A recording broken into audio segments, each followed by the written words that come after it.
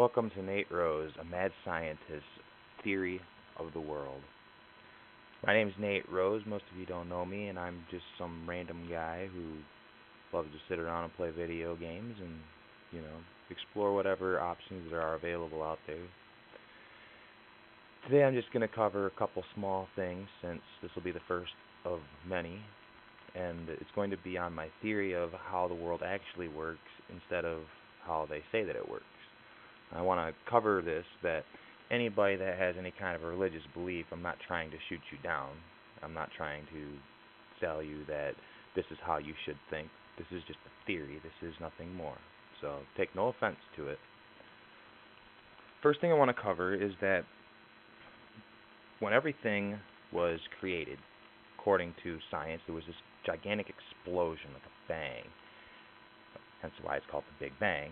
But anyway, when this explosion happened, it happened for a reason. Something caused this massive explosion, and we'll get to exactly what possibly could be the reason why it happened, but we're going to fast forward a few million years. Now, the Earth is this little bitty speck of, we'll call it a little meteorite that got crapped out of the sun, all right?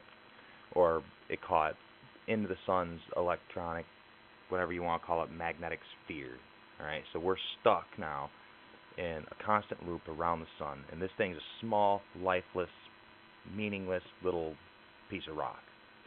Now, after a few million years, this rock gets slammed into other rocks, and other rocks slam into it, and eventually all these debris and stuff that it's hitting is building up onto it, and instead of it being what would be like, say, the size of, a really big basketball, to something the size of, we'll say, like, the moon.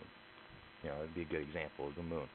Now, a few more million years later, the Earth starts coming through an area of the galaxy in the Milky Way, or through one of the universes, which we could cross through them. And it starts collecting these comets and these meteorites that have water on them, and even absorbing other, what we would call like planets, like the size of Pluto. And we just keep absorbing them until now we're this huge, fully functioning planet. Now, the planet itself, when you break it down really simple, you have the inner core, the outer core, the mantle, the crust. Then you have all the spheres from that point, whatever they call it, the lithosphere, aerosphere, thermosphere, atmosphere, whatever. But you get the idea where I'm going with this. Now, we're going to take a quick approach at this and actually defining Earth as an actual living thing rather than just a big rock, as everybody's been explaining. Many years ago, there was a man named Christopher Columbus, and he was laughed at and joked out of the Spanish king's court because he had an idea that the Earth wasn't flat, that it was round. And everybody doubted him, and finally, after quite a few years of him bickering and complaining with people, he said, you know what, fine, just give me a ship, and when I come back, I'll have more information for you on how the Earth is round. So finally somebody gave up, here, go ahead, take a ship, have like 100 dudes, and, we'll probably see you never. Have a nice life. And so Christopher Columbus embarks on this gigantic trip. He's got himself, he goes across. What was it, the Nina, the Pinta, Santa Maria, 3 different little ships. But anyway, they get across and they find a new world, and they instantly assume that it's India because that was as far as they had been able to travel in the past. Now, when they get there, they realize these probably aren't the Indians that we're thinking of, because these guys are naked and they're quite, what's the word I'm looking for? Quite barbaric. But anyway, they start settling and colonizing, and then along comes this guy named Fernando Cortez. And this guy goes through all of South America, Indo-America, Latin America, and he just starts slaughtering, raping, and pillaging these people, telling them that, I'm a good guy. I'm a good guy. He came in one ship, hence the part, where, not to offend you Bible people, but, he comes in one warship speaking peace but bringing war.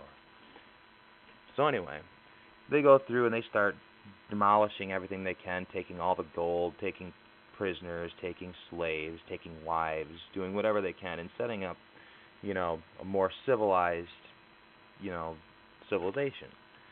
And, these people have never seen any of these things, so they instantly start thinking that these guys are good guys because they're the way that they are. So they start inviting them in, and then all the looting and pillaging and raping and stealing the women and all that, whatever, blah. The history of man really doesn't apply to this, but you understand what I'm talking about. So for the first time, they realized that the planet's bigger than they thought, but they still hadn't made it around. It wasn't until Magellan actually went around Drake's Passage and found his way all the way back to China, which he followed the thing all the way around and went across the sea, long ass trip, yada yada. People died, I'm sure. But anyway, so now we're looking at the Earth, and they've proved it's round. And it wasn't actually until the 1920s when they put Sputnik up in space when we realized that the planet really is round. And there's more to what we call the heavens and the earth than, you can just plainly see.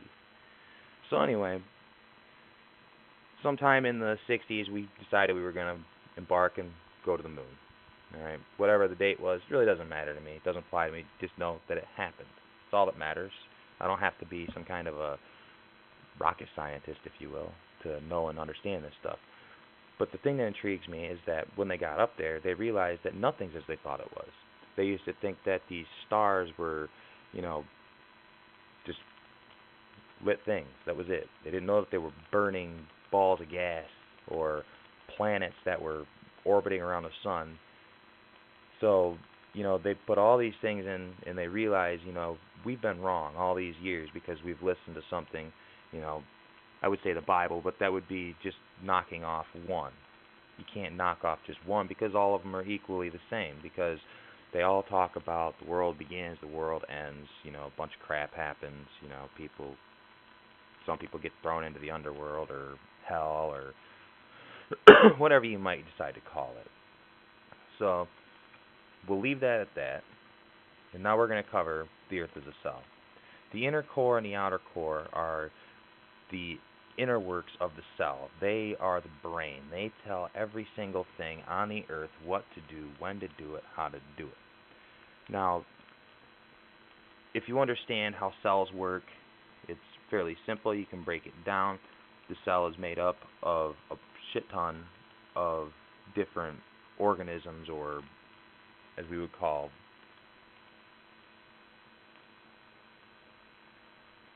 but anyway, the whole point in this is that when you look at a cell, like you get a microscope out and swab the inside of your mouth and put it down on that, you can see that your cells are there. And you can zoom in far enough, you can see, the cells are actually alive. But it would take a little bit of time to see them actually move. Now, you implement like a bacterium to it, and you can see the little bacteriums going around, if they look like little worms or they look like little X's and O's and whatever they might look like. Doesn't really matter what they look like, just matters that we know that they're there. We're aware of them. So then they decide they're going to zoom in farther because we're just too darn far away to see what the hell these things are actually doing. So we zoom in even farther with an even more powerful microscope, and we realize that the cell itself has an inner works. And the cell itself has systems and chromosomes and, mitochondria and DNA, which is the big key to this. Now, years go by and they're trying to discover, new ways to look at this, and somebody comes out with an idea to put a piece of metal behind something and to shoot an X-ray through it. And this is how you get what's called an electron microscope. Now, the electron microscope looks at the atoms at the atomic level, so you can see what an atom looks like. And when you're vague with it, you look at our solar system, and our solar system resembles a working atom. The sun would be the nucleus with its neutrons and protons in it. Then each one of the planets would be an electron, all orbiting around the sun, or the nucleus, creating whatever atom it is. Whatever, if you break down an atom, you would know exactly what element that atom is, by how many electrons, neutrons, protons, etc., etc. Now, I'm not a rocket scientist. I don't know the periodic tables, nor do I know the atoms like in that great of a detail where I could just design an atom and say, okay, well, this is a carbon atom, or this is a copper atom. I'm not that That's not me. I don't care. I'm just aware that it exists. They taught us this in high school. What do they expect us to do? Forget about it? I just don't forget things like that. So anyway, one day I was reading my Bible. Now, I've gone through and I've studied quite a few different religions, and the one I'm going to touch on is the one that I chose when I was a child, and I'm just going to stick with it because, most of them say the exact same things. It's pretty simple. Most people don't realize how easy it really is to follow the Ten Commandments, but for some reason they can't. So they choose this Jesus guy. And this Jesus guy, came here like, oh, here's the problem. You guys all are infected basically with the problem. And this guy, Satan, is the cause of it. And, I'm going to teach you guys. And then because he was teaching against what was already being taught, they killed him, which is the same thing we would do today. Like if somebody had came out with some kind of a new technology and one of these rich corporations wanted that technology, but he decided, no, I'm not giving it to you, they would shoot him. They would shoot him, go to his house, take everything they have, just like they did with Nikola Tesla. Now, Jesus, though, he was killed because he was actually trying to spread a belief. He was trying to make people believe in him, that he was there to save all of them. Was he? Yeah, who knows? He was a man. There's documented records and Roman stuff that, the guy actually was here. But I don't see anywhere in the Bible pre the New Testament where it actually talks about a man named Jesus Christ, and he comes here to save us. Instead, it talks about the Son of Man, guy with his feet burned, blonde hair, blue eyes, etc., etc. And this guy is supposed to come here and raise hell, basically, and beat ass. And it's basically because he's getting rid of whatever's infected so that he can keep the few that remained what we would call loyal or faithful or abided by the system's DNA, and they didn't allow themselves to be altered. Now, I'm going to start breaking this down into like a microbial thing so that you understand it a little better. A cell's natural defense is called an antibody. And what an antibody does is basically it's a white blood cell. It goes around inside the cell and it finds damaged, mutated, or otherwise infected cells or an infection or bacterium or virus. And it eats them, basically just consumes them, and that's it. And the life cycle of them, you can go and Google it and read about it. I'm not going to go into great detail. You want to know about it, Google it. That's all I ever have to say about something. I say something, you Google it if you don't know it. That's simple. All right. So you look at an antibody. All right. If you go to Google, bring it up. Antibody looks like a Y. Okay.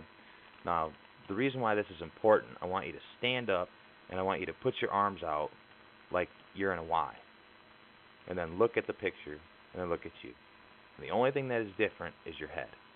Because in the pictures of an antibody, it just looks like a Y, usually with two chains. One's red chain, one's blue chain, meaning light chain and heavy chain. The way I look at it is you have two arms and you have two legs. Light chains, heavy chains. Simple, very simple concept. All right.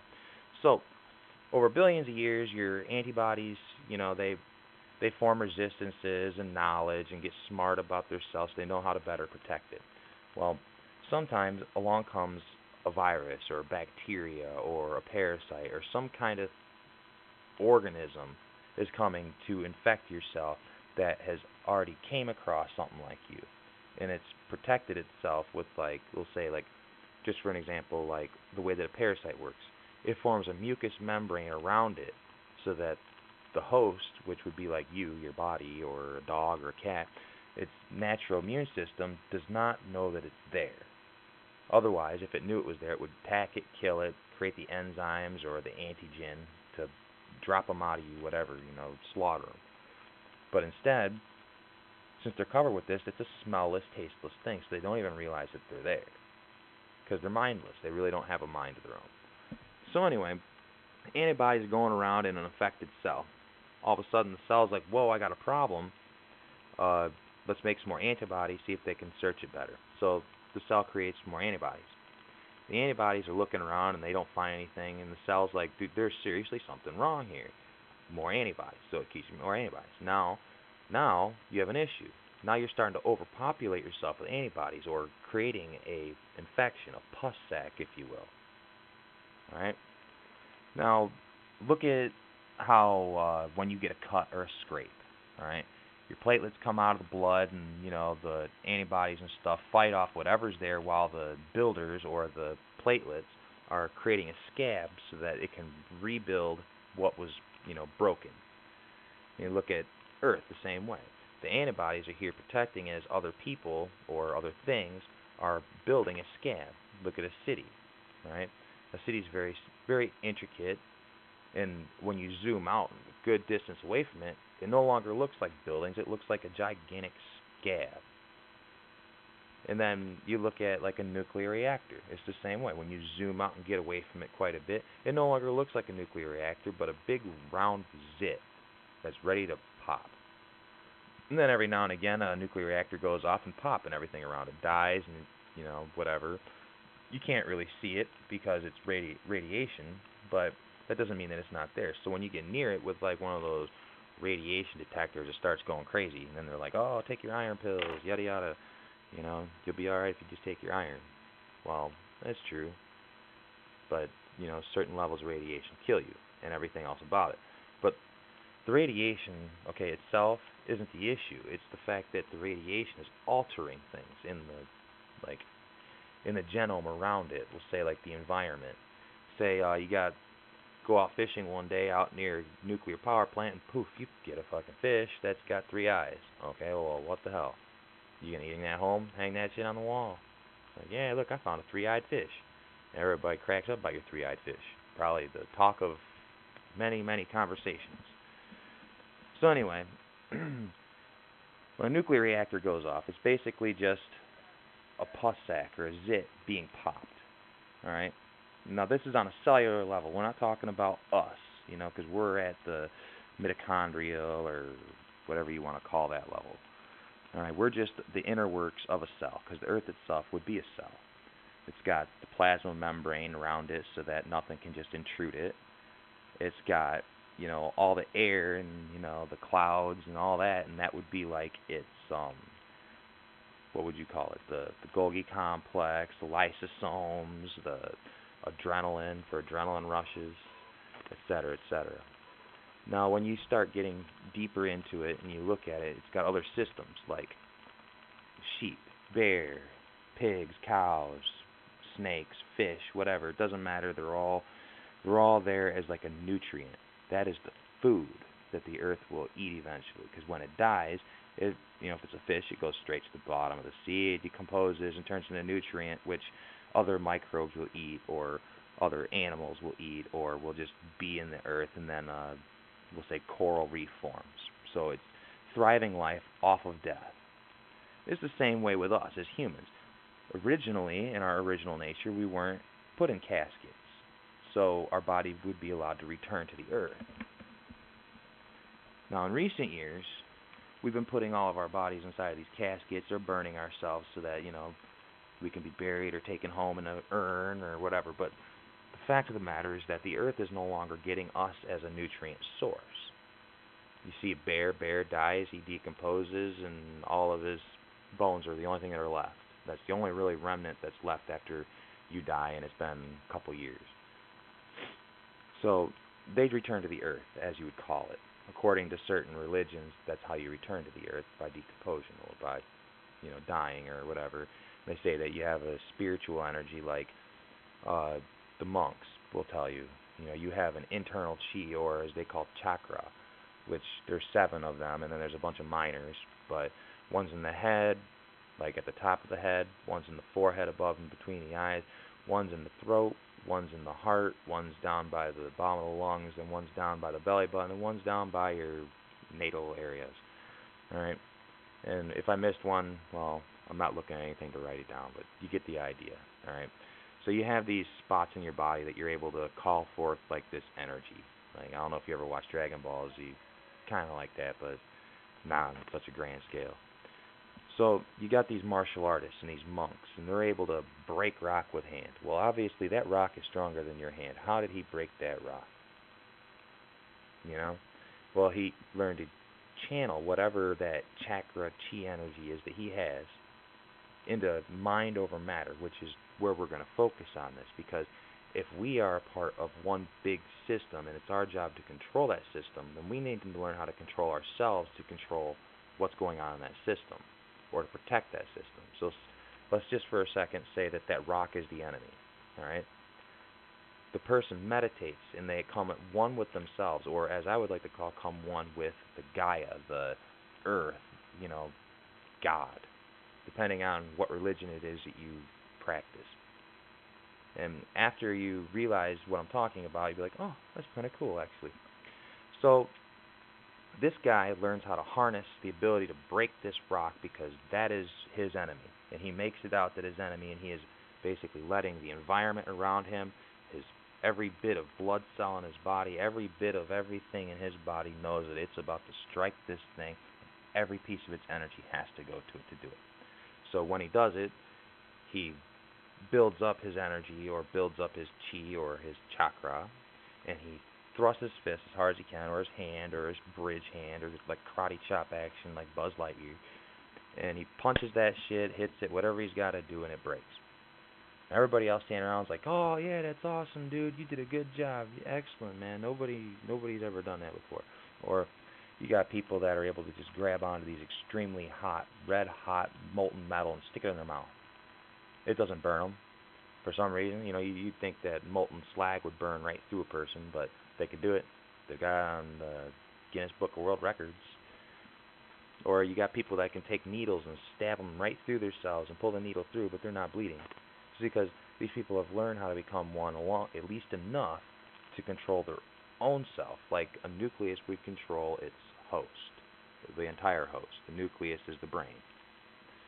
All right, so we're going to get off of that part, but just keep that all in mind because it all builds up later on. So this infection comes in. Now we have what's called a vesicle on the Earth, and it's a giant hole in the ozone above Antarctica. And this hole is really big, and every year it gets bigger, smaller, contracts, expands, and it's very thin there. So something could easily penetrate through the Earth, through that hole and get in, such as, let's say, a disease or a virus or, something that's bad, the bad guy. So the bad guy comes in, right? None of the antibodies know that this happened because the antibodies are busy tending to their flocks and their sheep, and there's nothing bad going on. Well, all of a sudden there's a baby boom, and now you have a shitload of new people. You got a shitload of new antibodies, and then the antibodies are like, well, we're overpopulating, so we need to start controlling ourselves. And in trying to control themselves, they create a form of government to govern all the people, and then they use these governments to do things that just aren't right because they have their own agenda, because they themselves have been infected with this virus. Now, don't misquote me because I'm not saying that this is how it is. This is a theory on how it is. So don't let that slip past you. I'm the same as, like, say, your best friend that you'd sit there and have a conversation with all day. No different than that. I have my own moral beliefs. I have everything of my own, just like you probably do. Just like you might walk into a place and see a homeless person and say, oh, that's filth. And I walk in, I see him like, how's it going? I won't mistreat him. I won't mistreat him the same as I won't mistreat somebody that's not the same color as me. Just like I won't mistreat somebody that doesn't believe that, same-sex marriage is wrong. That's, whatever. That's their deal. I'm not gonna criticize them for it. I'm not gonna tell them they can't because that's not my place. My place is just to know what I know and what my religion would tell me to do. Now, a lot of this stuff that I'm telling you right now, obviously, it doesn't go with the religion, so you can call me a heretic or whatever the hell they call that shit. So call me whatever you want. I don't care. It doesn't bother me. I've been called much worse. So anyway, the antibodies are going around mindless. They have no idea what's going on, and now they're being controlled by all of these people, and these people are telling them to do this, to do that, to do this, to do that. You're no longer allowed to do this. You're no longer allowed to do that. Well, by making it so that you're no longer allowed to do this and you're no longer allowed to do that, you are making it so the antibody cannot do its job. And every time that somebody tries to do that job, they're thrown in jail, killed, exiled, murdered, tortured, beaten, drawn, and quartered, etc., etc. Alright, whatever disgusting, freaky shit the governments come up with to do to a person to see, like Hitler, his sick ass ideas of, let's kill a guy this way, let's kill a guy that way, just to see how they can do it. The many bazillion ways to die, like the whatever dude's 1,000 ways to die. So anyway, you're sitting there, you look outside, and you're thinking, man, I know there's got to be mortal life in this. Well, there technically is. See, you're just being controlled by a government, by a system that was never intended to be in place. Look at the animal kingdom. You have a small hierarchy, a very small hierarchy in the animal kingdom. We'll start with wolves, bears, well, anything that would be a pack animal. Bears really don't pack, but until they're young or old enough to be weaned, they pack together. Was it hippopotamus, elephants, caribou, buffalo, bison, all these animals, they congregate into smaller herds, but there might be 1,000 of these smaller herds, but none of the herds attack each other. They move through the land, nothing happens. The only thing they ever have to worry about is the next predator in line. Like the lion stands on top. The lion usually has one male lion to be specific, that leads the pride, and he basically jurisdicts what goes on. The females go out, do the work, etc., etc. Okay. So, now you have an idea. It's like when fish are swimming, and you watch a school of fish, and they're swimming perfectly, and when one turns, all of them turn, and it's like a perfect, like you couldn't do it more perfectly, and none of them step out of line. You can watch them a million times, and they will always be the exact same. Why? How is that possible? It's because they have a way of communication, but it's not just communication. It's that they are one with the system. They don't need to think because the system thinks for them. And that's the reason why they can move at the same speed, the same everything. They move, they turn, they glide, they float together. They do everything together, just like birds. One bird starts flying, a bunch of others start following it, then a bunch more start following it, then a bunch more start following it, until eventually you see those huge, like you look up in the trees, like sometime in the fall, sometimes early winter, and there's like a million, I'm not kidding you, like a million little black crows or birds. And when they all fly all away at once, it's like the sky just got dark because there were so many of them. Now, I wouldn't go standing outside in that because you might get crapped on. I've seen that before. So anyway, it's how they all congregate together, and they have this natural system inside that tells them, we need to go this way, we need to go that way. But they don't have a compass. And according to science, they go off of the magnetic pole shift. Now, let's get back to humans. At some point in time, we lost this ability. We have lost this ability to just generally tell what the Earth is trying to say, what it needs. And instead of continuing on with what we did, we split off into countries. And then them countries started dominating and killing each other and stomping on each other until eventually all those countries had to bow down to one. And this is going to happen eventually. We don't have that option. This is per how our race is. Everybody will eventually bow down to one government at some point in time, and there's no stopping that. I mean, it doesn't matter how many of us Bible freaks out there will say it. It doesn't matter how many Muslims will say it. It doesn't matter how many Jews will say it. It does not matter. It doesn't matter how much they fight it. Eventually, we will all come under one government. Now, the choice in the matter is yours. See, you can either choose the government that's laid out that's a fake government, which is going to be made up of people, or you can choose the governing body as the host itself. Now, let's go on with this whole idea of being governed, all right? Now, let's say, according to the Bible, you were created with the ability to make choices for yourself, make your own decision. You had free will. You could go do whatever it was you wanted. How did we lose that? When did we lose that? We lost that the day that we allowed government to start telling us what we can and cannot do. You don't see one lion out there screaming at every other lion race out there and they're all doing it. You don't see one bear telling all the other millions of bears to do it. You don't see one wolf telling a million other wolves to do it because they keep their prides or their packs or their gackles or whatever their group is, to a minimal number. And then that's how they judge. That's how they govern themselves. And it's not really governing themselves. They just follow each other. You know, birds of a feather flock together. It's the same here.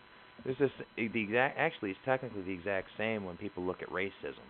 If you're white, you tend to stay more near white people. If you're black, you tend to stay more near black people. If you're Spanish or Chinese or some form of Indian, depending on what geographical Indian you're talking about, or maybe you're Arabic, maybe you're uh, maybe you're actually African, or some of the other tribes in Africa that is completely different than the actual African, whatever you want to call it. That may sound a little bit racist, but it's not meant to be racist.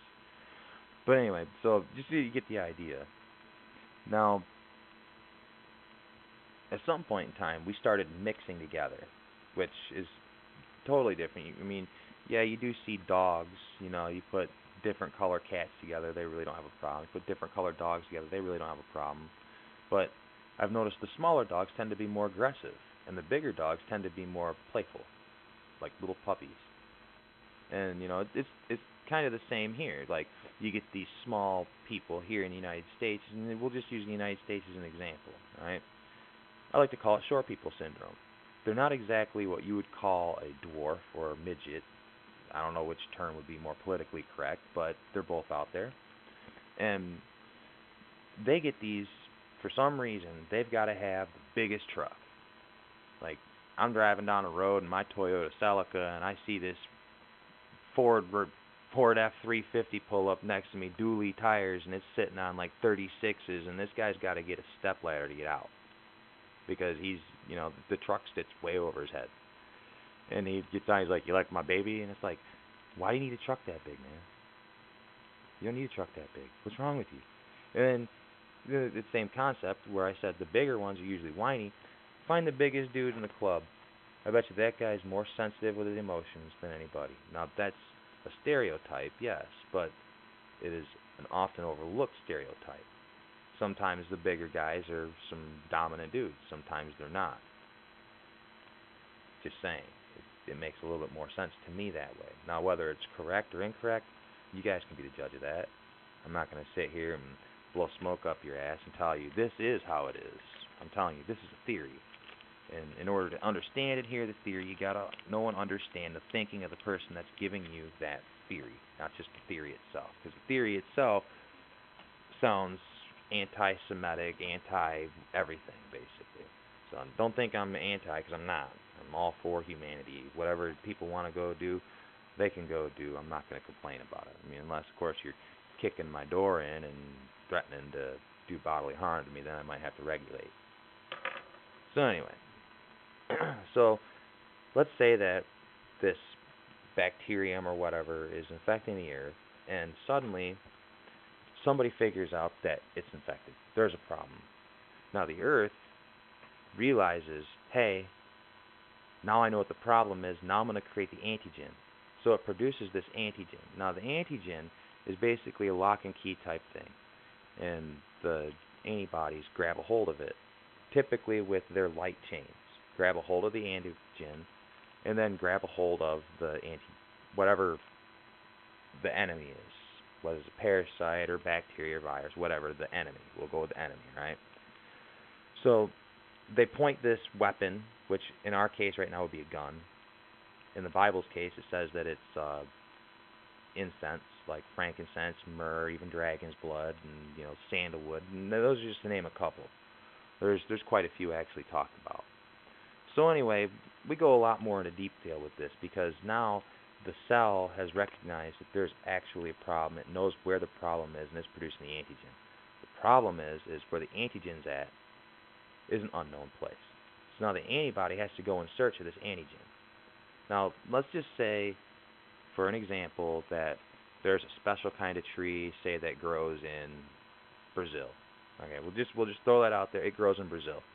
Now, they're deforesting all of that area because the virus itself knows that can hurt it. So they're deforesting that. They're getting rid of it so that you can't use it against them. Right?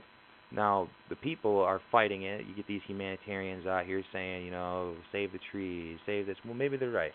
Maybe saving the trees would be a wise idea, not only because it produces the oxygen that you know, we breathe, but it also creates nutrients for the ground for more fauna, flora, to grow. And that would be the animals and trees and plants and stuff that's on the ground.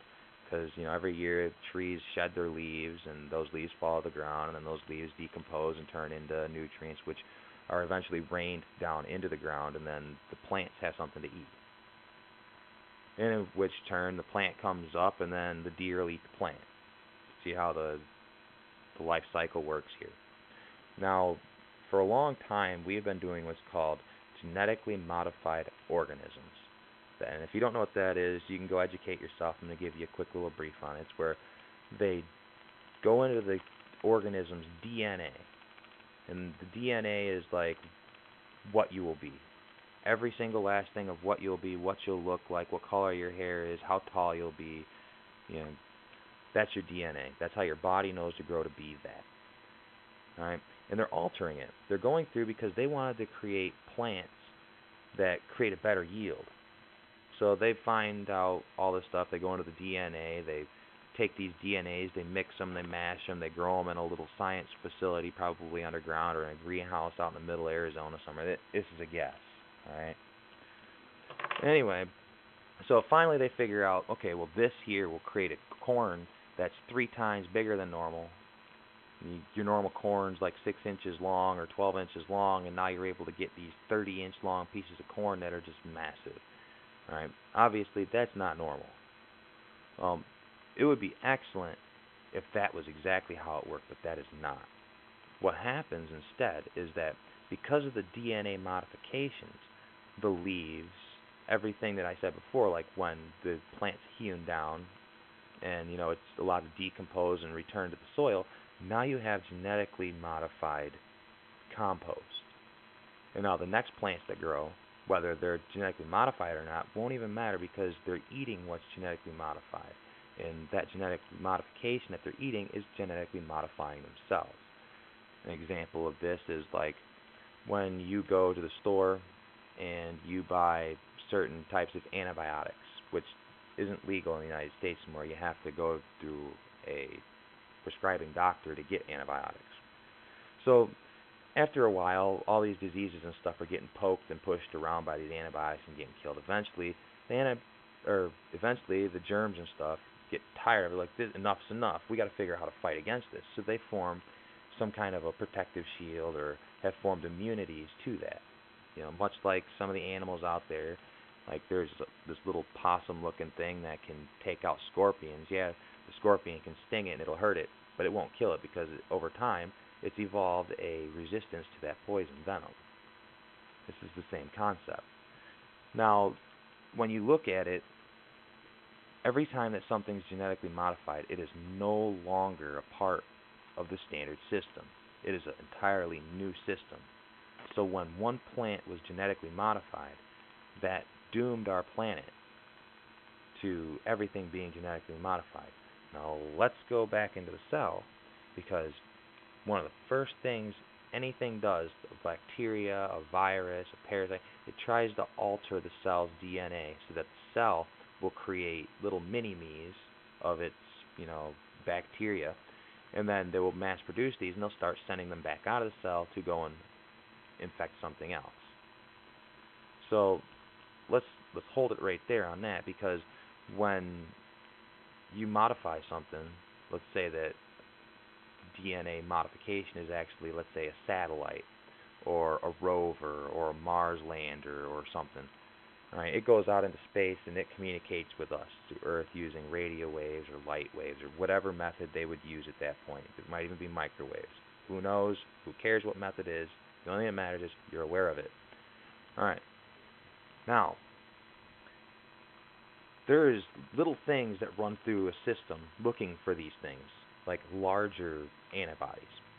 and they sniff them out and they track them down because of the sound or the scent or whatever it is that they leave behind. But eventually they'll get here and they'll destroy everything that, is there, which is exactly true according to cellular biology.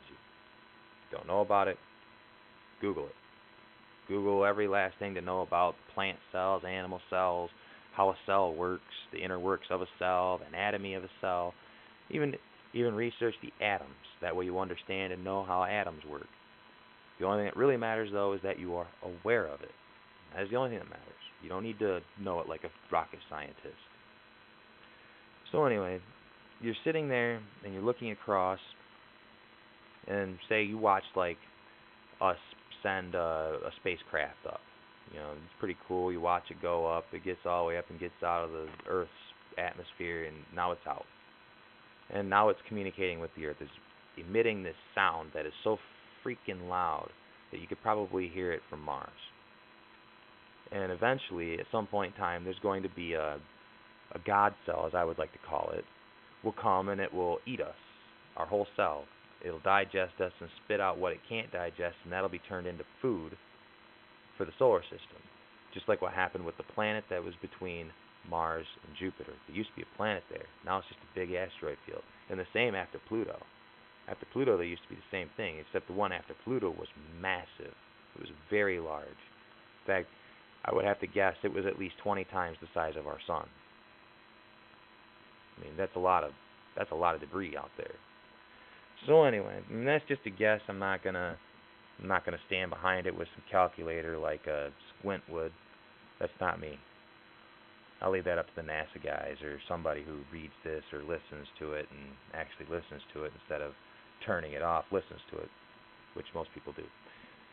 So anyway, when the moment that we left the planet, the moment that we sent one guy up or even a machine up, we have left ourselves wide open to whatever's out there because we use a form of communication that causes waves.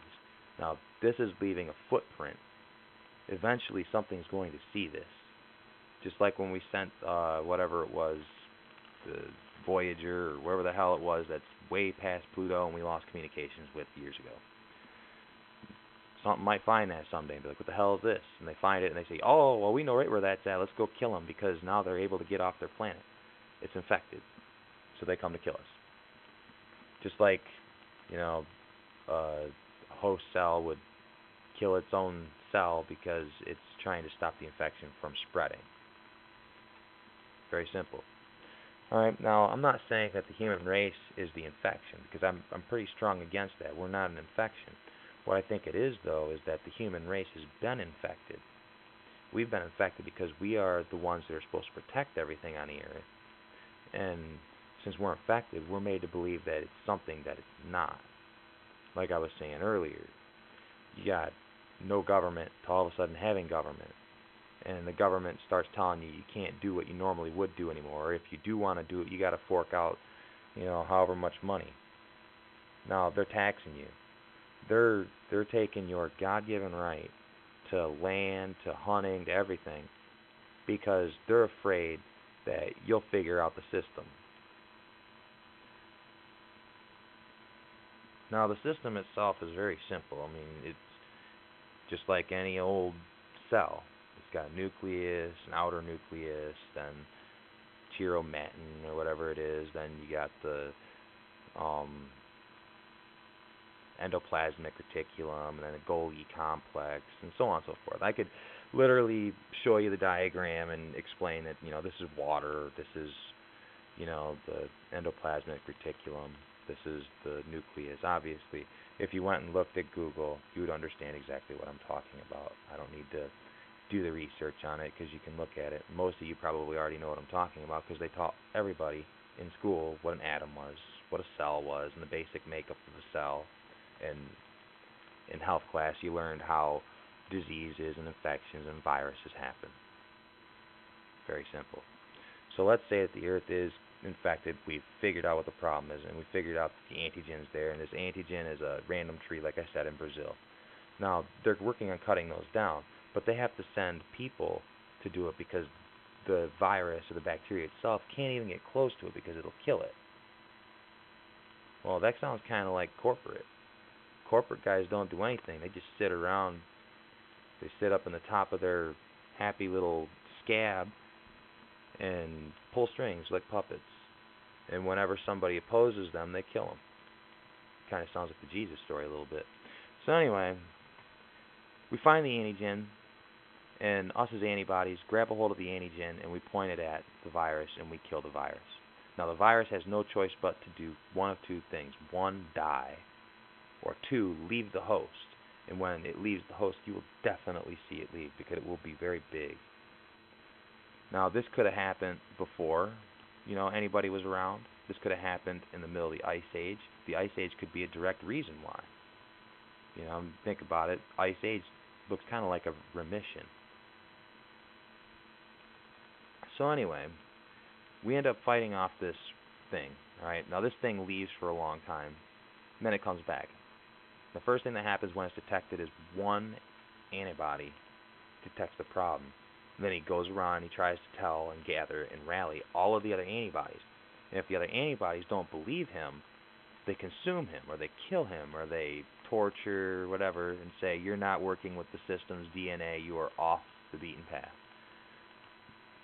Even though he might be the one that's correct. Now, this goes back to the story of Jesus as well, or Muhammad, or Allah, or whatever, you know your religion. It's all that matters. Now, they were killed or died peacefully over time, but they all had one common belief that there was good, there was evil, and, you can't really have one without the other. Now, you got people out there that are constantly trying to beat the system, or cheat the system, or trying to work around the system so that they can get off from underneath of this poverty that they have us stuck in. Now, they don't want us to advance. They don't. They don't want us to know that they exist. They don't want us anything. They want our host to die because it's their food. And they can use our host to build it. And this is the issue, is it will use us to build what it wants so that it can infect more stuff, even though we're completely oblivious to it, which is exactly how a cell would work on the inside. Everybody thinks that they're working in harmony, and then all of a sudden something's like, whoa, something's not right. Evolution. Everything has to have some kind of enlightenment or an advancement or evolve into something. They put up castles so that you couldn't get in, and they laughed at you from the outside, so you created a catapult or a trebuchet and a battering ram. That was your evolution. Then, they came up with these guns and these explosives, and they're walking in lines at each other, and they realized, well, we can't beat them because they're stronger than us, so they evolved again and created the sniper or the sharpshooter. And then eventually the sniper and sharpshooter, they were like, well, we can get rid of the sniper and sharpshooter by just firebombing an entire fucking wooded area. So they drop fire bombs down on it, whatever they call them, Hades missiles, and napalm, etc. And that'll get them out. And then eventually they're like, well, what about when we need a very large, like an entire city wiped out? Well, then they started coming out with the atomic bomb and the hydrogen bomb. Then they came out with the nuclear bombs. Now, the nuclear bombs are serious business. Anybody out there creating nuclear bombs should just shoot himself. Don't make it. Stop making it. You should stop making the nuclear power plants as well. There's other energy sources. You're just too lazy, and you found something that makes you an ass load of money, and you do not want to come down from it. It's the same reason why we haven't switched to hydrogen in our vehicles, because the oil companies would start killing everybody because they would no longer be on top of the world. Too fast. So the only way to overcome that is going to be for every single antibody to basically all at once revolt. And once the problem is revealed, every single one of them would fight for the exact same cause. There would be no discrimination. No, who cares that he's black? Who cares that he's yellow, purple polka dot? It wouldn't matter. It wouldn't even matter if you're gay, straight, transgender. It wouldn't even matter. It was that every single person would find one thing, one common goal, and everybody would stand up at the exact same time. If that happened, that's when change would happen. But because you have people out there that are online, they're getting paid to talk shit. They're paid to do nothing but go on forum sites and toss out false information, tell you, no, that's not true, no, don't do it, these guys are fools. And then they have our police system, our government that's been governing us for all these years. They use it to crack down on us, send us home. We can't leave our houses. We're under military law or martial law, for those who don't know what that is. And then they confiscate all your weapons, so you have absolutely no way whatsoever to deliver this weapon. Now they think that they've got you beat, but let's get back to a primitive thing. One of the very first weapons ever created was the blowgun, the blowgun, or blow darts, whatever. It's a tube, you put a dart in it, that's it. It shoots out, hits the target. If it's a poison one, it passes out and dies. Well, you would dip your bullet that you would use, let's say for shits and giggles, you go get a straw from the store, and you go get a Q-tip, and you dip your Q-tip down in whatever the antigen is. Well, let's just, for shits and giggles, we'll say that the insect dragon's blood, we'll use that one. We'll say that the insect dragon's blood is the antigen. So you take your Q-tip and you cut it off at the tip. You want a little bit of that tip left so it's got a little point to it a little bit. You don't need much of it, but you need the cotton piece. And you dip that down in the dragon's blood oil. And you stick it in your straw, and that thing will shoot, and if that's what kills it, it's going down. Doesn't matter if it's a gun. It doesn't matter, because they can't get close enough to the tree to kill it themselves. And this is just an example. Just remind yourself of that. This is just an example. I'm not saying go get some dragon's blood and shoot it at people. I'm saying this is just an example. Whatever antigen would be, it would be. Whatever the antibody is, it would be. I'm just making references. Not saying go out, go postal. Not saying go out and go fucking Hulk because of things that I've said. No. This is just a theory. You want to prove me right? Prove me right. You want to prove me wrong? Prove me wrong. Either way, it's being proven. And that's all that matters. Now, let's just say that, for example, our host gets uninfected. Now, it's our job to spread that news. This is how you beat this. Get rid of it. So we start searching the galaxy for planets that might be, habitable. We get there and we realize that they too are infected. So we're there with the antigen, and we take out this bad thing. Problem is over time it's going to form a resistance to that. Just like all your viruses, all your bacteria have formed resistances. It's the same concept. Now, we're going to step away from the cell idea for a few minutes, and we're going to go into looking at, our solar system. All right, so the sun is the nucleus. It's got protons and neutrons in it. Each one of the planets is an electron, and it's in orbit around the sun, and that orbit doesn't change unless something hits it or it runs into something, which would be like an atom smasher. Our atom got smashed, which in case you would lose one of your electrons and you would be positive charged then instead of negative. Well, we go a little farther than that because the Earth spins around the sun spins around the Milky Way, the Milky Way spins around, say, a universe, then that universe spins around a bunch of different universes, which would be like a multiverse, and then it just stems out from there, bigger, just like the idea with the electron microscope, the regular microscope, the telescope. All right. You're too far away, you can't see it, so you make it closer. Well, we are already closer, and we need to make it so that it's far away. That was that, whatever the name of that camera was that the Chinese just put up into the space, and it's taken, high definition pictures of what the Milky Way galaxy looks like because it's zooming out instead of zooming in. So they get a better perspective on it.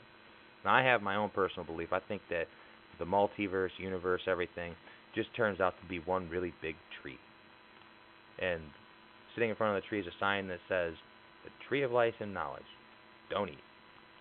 And then there's a picnic table sitting there. There's a bunch of people sitting around a picnic table having a nice little picnic. But they have no idea that we're sitting there because we're so small and minute. We're nothing more than a grain of sand. And that's pretty much true. Because if you look at your floor, you think about how atoms work. Every single one of the things you have whether it's a sock or a toothpick or even a cigarette butt, a pair of toenail clippers, your dog, your cat, the carpet on your floor. It's all got atoms. And all those atoms look exactly like what our solar system looks like.